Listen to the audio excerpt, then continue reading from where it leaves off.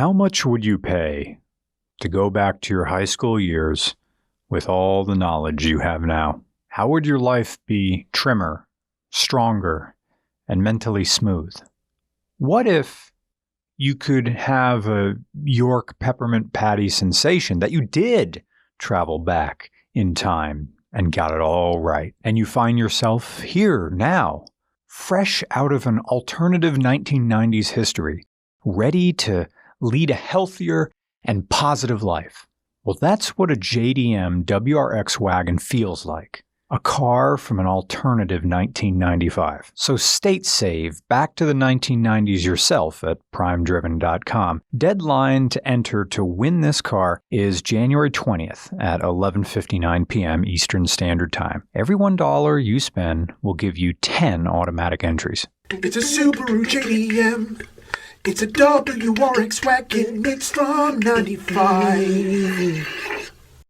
This is a 217 horsepower or 236 horsepower or 256 horsepower. We've been getting conflicting information. Subaru WRX Wagon from the Japanese domestic market. Or if you want to be really cool, you call this a GF, the chassis code for an Impreza wagon body. This car weighs about 2,600 to 2,700 pounds, which makes it feel as fast as a modern USDM WRX, which has about 305 horsepower. But the wagon's lightness also makes the brakes feel amazing. This body is tight as well. I'm assuming due to the TN coilovers. And it could also be it's a slick top. There's no sunroof, so that could be helping the rigidity too. Throttle response is snappy and aggressive, which I nostalgically credit to the mechanical throttle. Japan didn't require airbags yet in 1995, which feels bizarro because US cars almost all had dual airbags by 1995. I remember my parents' 94 Caravan had duals. But on the JDM WRX, you did get an automatic up and down driver's window. You got metal tie downs in the trunk. You got, well, no third brake light. This particular GF also has an aftermarket JDM suspension adjuster module, which isn't hooked up to anything because the wagon now has coilovers.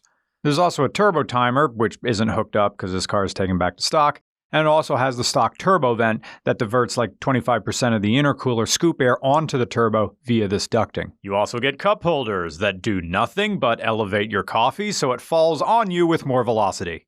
And you also get logic controls. Okay, I love this.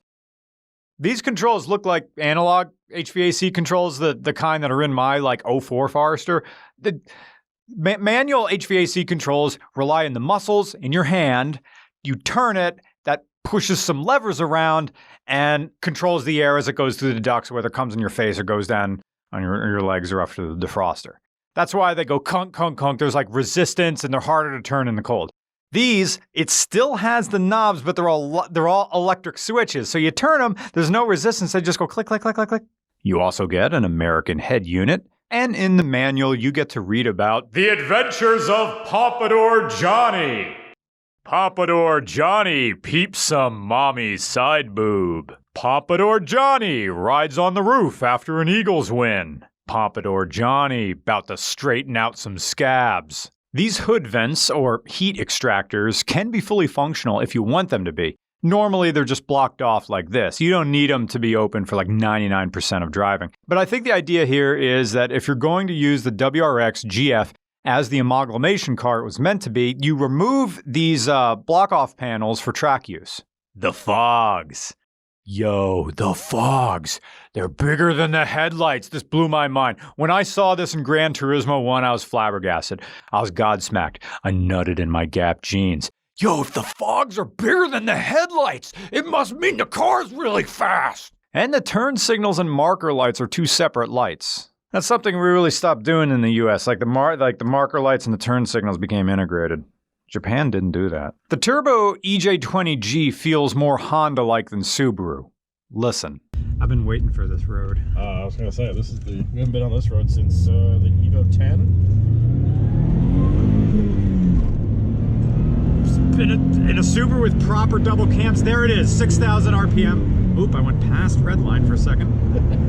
Third gear, good gear. Now remember, this is the hairpin. Okay. This is a hard second gear. Full-on hairpin. Formula One style hairpin. Hey, other Subaru. Joop.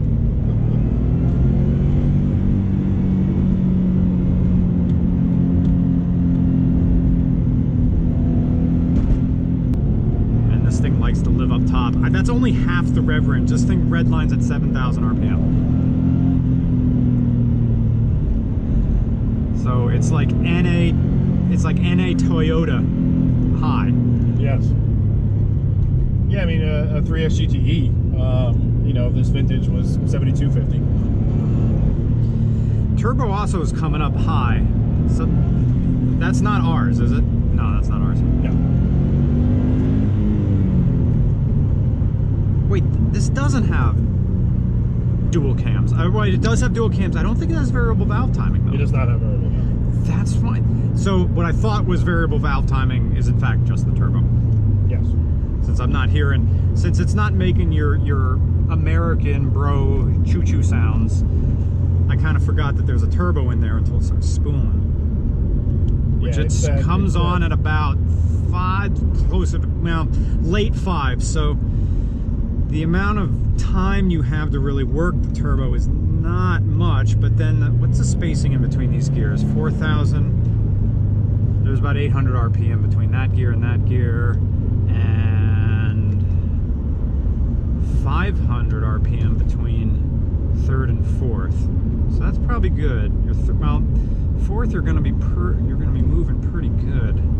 Be shifting into that. What is second?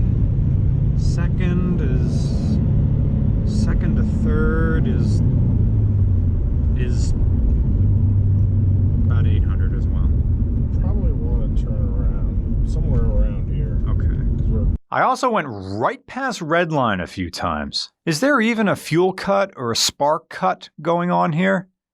Maybe there isn't. Maybe all you have to keep from, like, floating valves is the red line. 1995 Subaru WRX Wagon. This is the WRX before the Fast and the Furious told you how to think about it. This is like when you think you made up a term only to find out plenty of people have been using it for years. You think you know Chungus? I been new Chungus. The pre-Fast and the Furious WRX is a car of near effortless cool. It predates the overbearing cynicism of modern car culture spawned from the "hey, I'm just asking questions out loud" form of journalism that used to go in the editorial section instead of the front page. Everybody hates everybody else because something they might have heard that may or may not even be true. But their uncle shared it, and Uncle Swear Words always knew what was up, so maybe Subarus aren't really cool, and we should all buy American, or whatever he says from his crouched position next to dead wildlife. This runs on the EJ20G A-Type, a 4-cylinder, turbocharged engine, making approximately a bunch of different horsepowers, but let's go with the most conservative, which is 217 horsepower at 6,000 RPM and 225 pound-feet of torque at 5,000 RPM. Look, we don't have a 4-wheel dyno, so we don't know exactly what this is making, but it's a healthy 200 range horsepower, which is great for a 2-liter with no variable valve timing. The only modifications include stainless steel catback exhaust, aftermarket suspension, the TN coilovers, and 16-inch 5-spoke Schneider wheels. There's no tune on this whatsoever anymore. This is as it came from the factory. And it even has the factory Nardi steering wheel and an overall appearance that calls to mind what the WRX would become in the following decade, but more modest. This is the cotton candy of Subarus.